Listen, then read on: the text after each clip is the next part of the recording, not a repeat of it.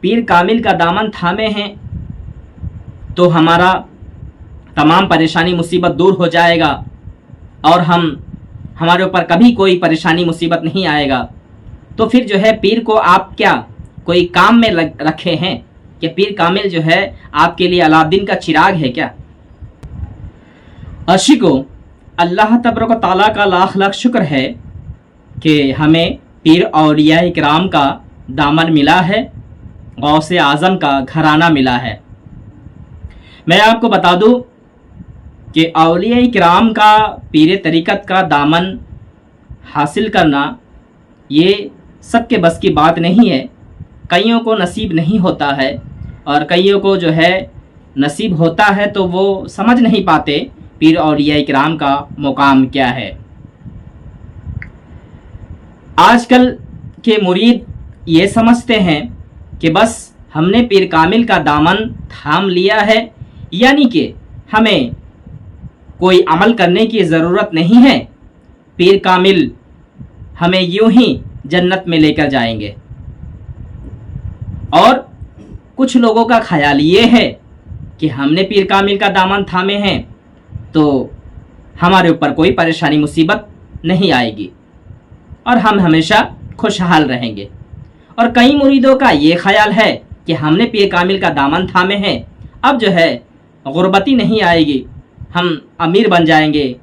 کروڑ پتی بن جائیں گے، لکھ پتی بن جائیں گے۔ یہ کچھ لوگوں کا سوچ ہے۔ میں آپ کو بتا دوں اولیاء کرام پیر طریقت کا دامن تھامنے کا ایک مقصد ہوتا ہے،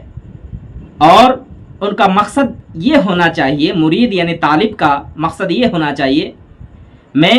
مولا کے طلب میں پیر کامل کا دامن تھاما ہوں، یعنی اللہ کو پانے کے لیے پیر کا دامن تھاما ہوں۔ پیر کامل کا دامن تھامے ہیں ہم دنیاوی مقصد کے لیے نہیں۔ اگر دنیاوی مقصد کے لیے پیر پکڑنا ہے تو پھر جو ہے آپ ایسے بزرگان دین اللہ والے پیر طریقت کے ہاتھ میں ہاتھ نہ دے، بلکہ کوئی تعویذ دھاگا دینے والے کوئی ملا مولوی کے ہاتھ میں ہاتھ دے دے، اور کوئی چمتکاری دکھانے والے بابا کے پاس جائے، ان کے پاس نمسکار کرے اور اپنا ایمان کو بیچ دے۔ یہ طریقہ اچھا ہے، کیونکہ پیر اولیاء کرام کے پاس مرید بننے کے بعد لوگ بدنام کرتے ہیں کہ فلاں پیر کے پاس ہم مرید ہوئے تھے، ہماری کوئی پریشانی مصیبت دور نہیں ہوا، کوئی فیض نہیں ملا ہے، اس طرح سے وہ بدنام کرتے ہیں۔ لیکن مرید اپنا غلطی نہیں مانتے ہیں کہ میرا غلطی ہے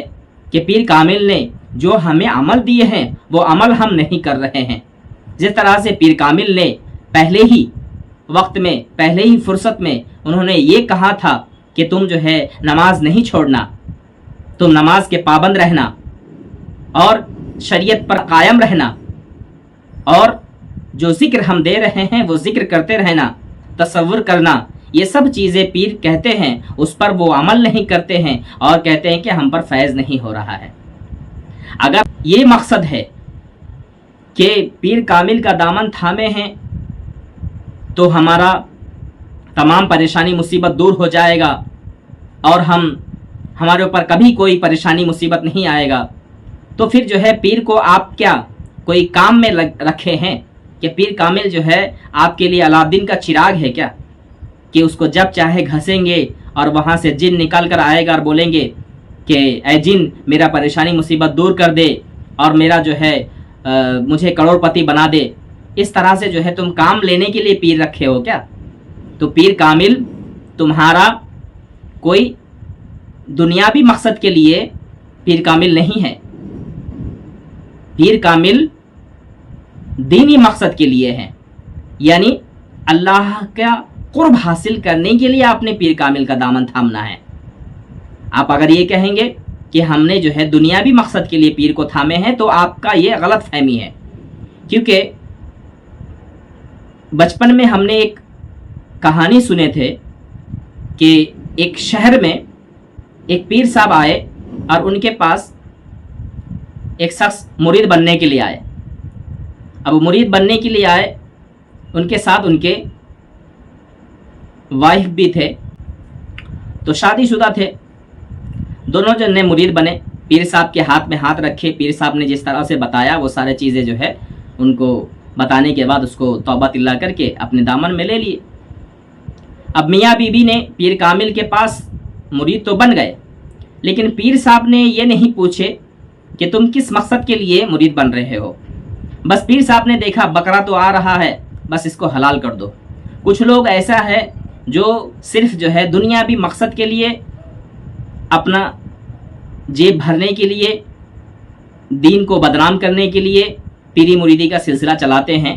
تو ایسے لوگ پھنستے ہیں اکثر۔ تو اس میاں بی بی نے جو ہے جب پیر کے پاس مرید بنا تو بننے کے بعد جو چلا گیا، پیر صاحب بھی اپنے گاؤں میں چلے گئے۔ کچھ دنوں کے بعد لوٹ کر آتے ہیں، کون؟ پیر صاحب۔ تو جو میاں بی بی مرید بنے تھے وہ دونوں جن پیر صاحب سے ملنے آتے ہیں اور کہتے ہیں کہ حضور کیا ہوا؟ آپ کے پاس ہم نے مرید بنے اس لیے کہ ہمارا ایک فلاٹ ہے، وہ کمرہ جو ہے بک نہیں رہا ہے، تو میں نے آپ کے ہاتھ میں ہاتھ رکھا، یہ نیت کر کے مرید بنا بہت جلدی بک جائے گا، اسی لیے میں نے آپ کا دامن تھاما۔ اب نہیں بکا ہے، اب جو ہے ہم کیا کریں؟ تو پیر صاحب نے کہا کہ کیا کر سکتے ہیں ہم؟ نہیں، جب آپ نے ہمیں مرید کیا ہے، یہ کمرہ میرا کیوں نہیں بکا؟ آپ کو اس کو خریدنا ہوگا، ورنہ آپ کو یہاں سے جانے نہیں دیں گے۔ اب پیر صاحب ادھر ادھر سے قرضہ لے کر جو ہے اس کمرے کو خریدنے پڑا۔ تو پتہ یہ چلا کہ ہمیں جو ہے مرید بنانے سے پہلے یہ پوچھنا چاہیے کہ آپ کس مقصد کے لیے مرید بن رہے ہو۔ دنیاوی مقصد کے لیے اگر مرید بن رہے ہو تو آپ کو بننے کی کوئی ضرورت نہیں ہے، آپ کسی اور پیر کے پاس جائیں۔ اکثر میرے پاس کوئی بھی آتے تو میں ان سے یہی پوچھتا ہوں کہ دنیاوی مقصد کے لیے اگر آپ مرید بننا چاہتے ہو تو ہمارے پاس کوئی جگہ نہیں ہے اس کے لیے۔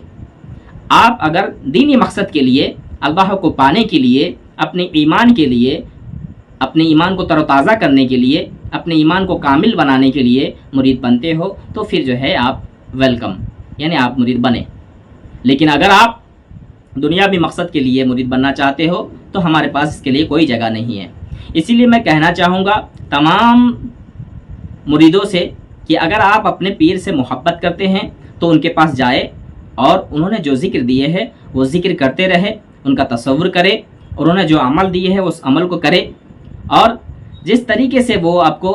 بتائے اس طریقے سے آپ اگر چلیں گے تو یقیناً آپ کو کامیابی ملے گا، فیض بھی ملے گا، اور دنیا میں بھی جو ہے آپ کامیاب رہیں گے، آخرت میں بھی آپ کو کامیابی ملے گا۔ لیکن اگرچہ آپ پیر کامل کا دامن تھامنے کے بعد بھی اپنے مرضی سے چلیں گے تو کبھی آپ کو فیض نہیں ملے گا، پریشانی مصیبت جو ہے کبھی دور نہیں ہوگا۔ اسی لیے اگر آپ اپنا پریشانی مصیبت دور کرنا چاہتے ہو تو اپنے پیر سے جڑ کر رہے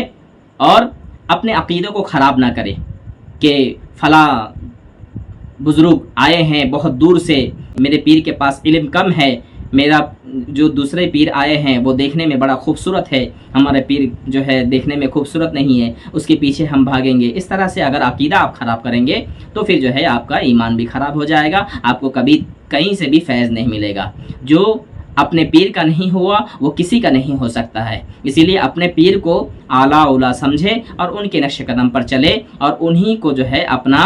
رہبر اور رہنما سمجھے، اور ان کے رہبری میں، ان کے رہنمائی میں اگر آپ چلیں گے تو ہمیشہ آپ کو کامیابی ملے گا، ورنہ آپ کو جو ہے بہکانے والے بہت سے جو ہے ملیں گے۔ آپ کو شیطان نہیں دکھتا تھا، اب جو ہے انسانوں کے شکل میں دکھنے لگا ہے، یعنی انسان جو بہکاتا ہے، پیر کے پاس جانے کے لیے منع کرتا ہے، وہ سب سے بڑا جو ہے شیطان ہوتا ہے، وہ شیطان کا چیلا ہوتا ہے۔ اسی لیے جو ہے آپ اپنے پیر سے جس مقصد کے لیے آپ نے پیر کامل کا دامن تھامے تھے اسی مقصد پر آپ قائم رہے اور اپنے ہی پیر کو اعلیٰ اولا سمجھے، اور تمام دنیا میں جو بھی پیر اولیاء اللہ اگر آئے تو ان سے بس مصافحہ کرے، دعائیں لے، بس اتنا کافی ہے، ان کو اپنا حال نہ بتائے، حال صرف اپنے پیر کو بتائیں، کیونکہ یہ ہوتا ہے نا، اب مریض ایک ہے اور ڈاکٹر ہزاروں ہوں گے تو مریض کا حال کیا ہوگا؟ اسی لیے جو ہے آپ کو چاہیے کہ اگر آپ زندہ رہنا چاہتے ہو تو پھر جو ہے ایک ہی ڈاکٹر کو پکڑے اور اسی پر اسے جو ہے علاج کرے، اسی سے جو ہے اپنے دوائی لے۔ اگر 1000 ڈاکٹر، یہ ڈاکٹر صحیح نہیں، وہ ڈاکٹر صحیح نہیں، ایسا کرتے کرتے جو ہے آپ ڈاکٹر چینج کرتے رہیں گے تو آپ دنیا سے ہی جو ہے چینج ہو جائیں گے۔ اسی لیے جو ہے آپ اپنے پیر کو کامل سمجھیں، انہی سے جو ہے اپنا جو ہے مقصد، اپنا حال، اپنا پریشانی سب کچھ ان کو سنائے، وہ اللہ سے جو ہے دعائیں کریں گے، یقیناً آپ کا پریشانی مصیبت دور ہو جائے گا۔ اللہ تبارک و تعالیٰ آپ سبھی کو نیک سمجھنے کے توفیق عطا فرمائے۔